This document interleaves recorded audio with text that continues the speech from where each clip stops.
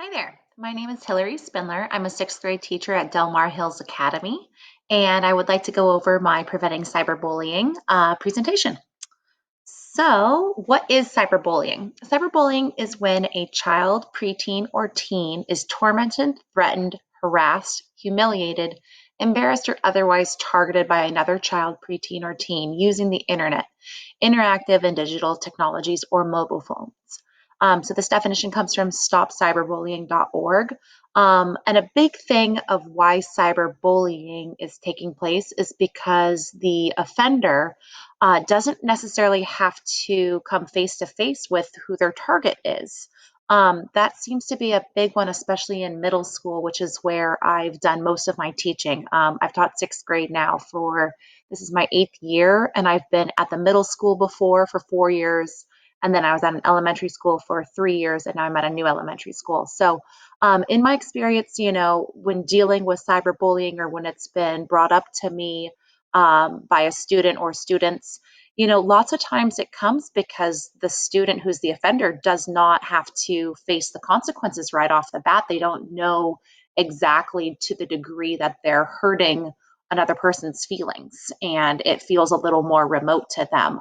And lots of times too, I see students, they'll use the excuse of, oh, it was a joke or I was teasing.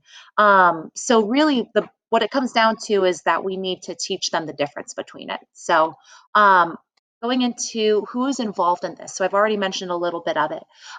There's going to be the target, who's going to be the student who has their feelings hurt, or the person who has their feelings hurt. And this is either the intentional action or not.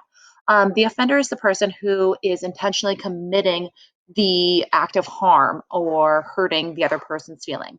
A bystander is going to be somebody who witnesses this. And so that's going to be like another student who sees like an Instagram feed or a Snapchat thread, and sees, what's happening, but doesn't do anything about it.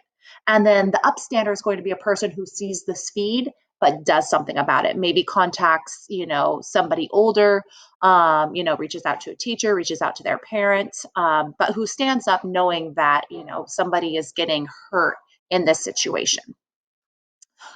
Digital citizenship.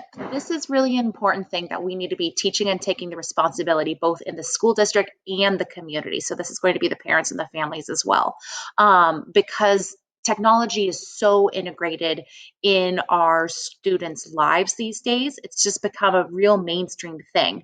So the recommendation that I have is that there's a ton of different digital citizenship programs out there, but I believe that the district, the board members, and the community members, so that's going to be families who want to get involved, should come together to decide which system really meets their expectations. And so, if the board is able to present several different options, great, and then people can test them out and see which one they want to do. The last thing is that this should be modeled by both teachers, parents, anyone who's involved in these students' lives, to show what upstanding digital citizenship looks like. That's going to be, what are we posting? What do we engage with online? Those sorts of things. Continuing on, we want to start this out early in elementary school. This should be taught, right before your students even are able to really create a digital footprint of themselves. We want students to know that what they do online is something that even if they take it down, other people could have already seen it and it could already have damaging effects. So teaching of what we post really needs to be something that students can review and revise before they hit the submit button.